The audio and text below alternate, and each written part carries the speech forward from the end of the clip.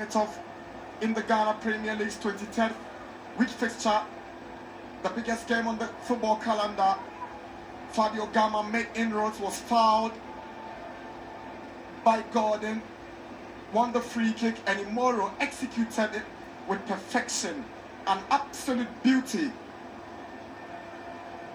World class from Imoro Ibrahim. He's got this in his locker. Imoro. Faisal never give up. They popped up with chances of their own, and here Safo had his efforts going out.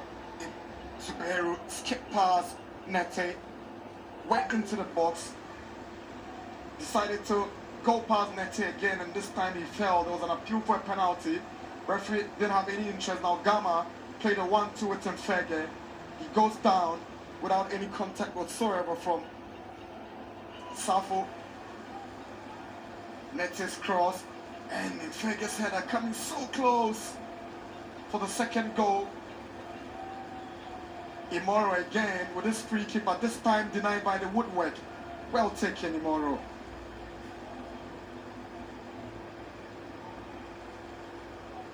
Mfege with a good run to set up Fabio Gama, but the Brazilian's effort is not finding target.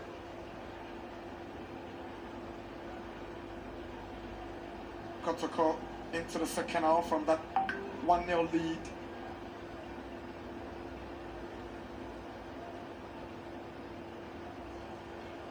Imoro with a corner.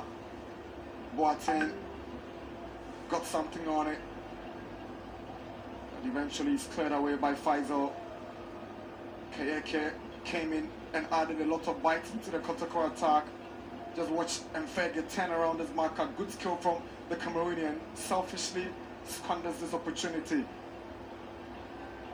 Here the Tuga, and yet Sharif Mohammed decided to go for glory.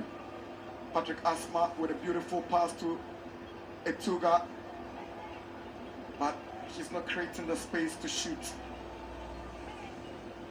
Imoro with this one that got to Mfege, his effort saved by Boateng. Now Asma again, this time Mfege trying to turn around the Faisal defense, but he loses possession right there in the box. Christopher Nete stepped up, got this one for Kayeke, but he's unable to get a shot, and it's over. Ken Faisal beaten by Asante Kotoko. 3 shots on target, 4 for Kotoko, 7 corners for Kotoko, 2 yellow cards. Ken Faisal. That takes it to 4 defeats in a row in the league. Something is going wrong with the side. What do you think that is? Well, I think that it's not bad today because today we have not conceded. If you look at our previous matches, we've been conceding.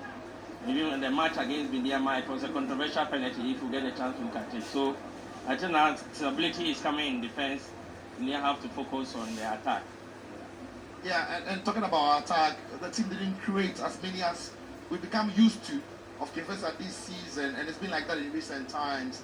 Yeah, some of them, we have lost 3 key players, and then Baba and Zuberi too, they have not been consistent.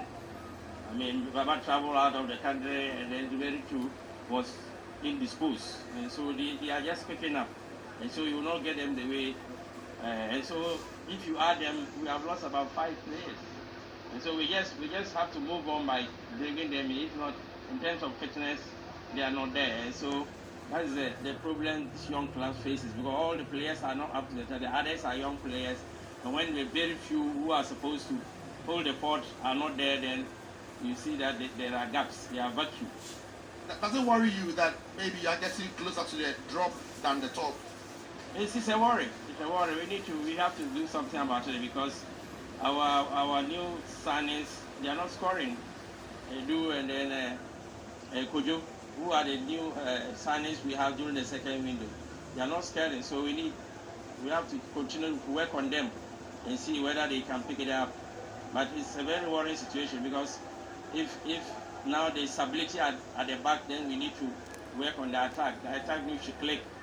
And so now we are dropping a lot of points, which is very worrying. But we'll see what happens. Coach, I wish you well in the subsequent games.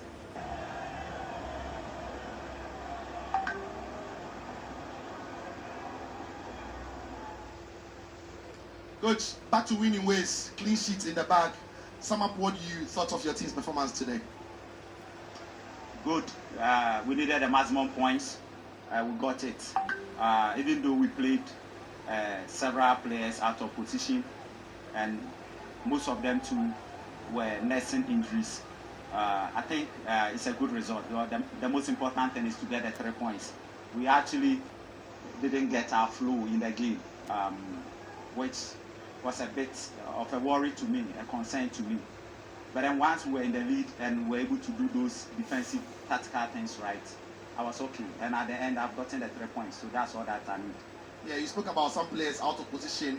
Key that comes to mind will be Blay. What did you make of his performance as a defensive, as a centre back now? Is he one more competition for the rest of the centre backs in the team? I think so. And it's a clear indication that Blay is a multifunctional player. He can play in several positions as a centre back, as a defensive midfielder, and as an offensive midfielder. So it gives me options on the field, like that of Mudasiru and then Sheriff. These players also give me options in the middle of the park. I'm happy for him. He's not had a good time since joining us because of probably coming in late. He's yet to pick into the game model.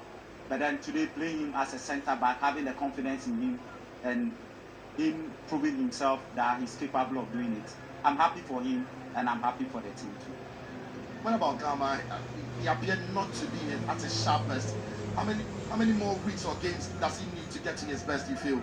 I'm sure if we are to go by the textbook, by 6 games he should be ready. By 6 games he should be peaking.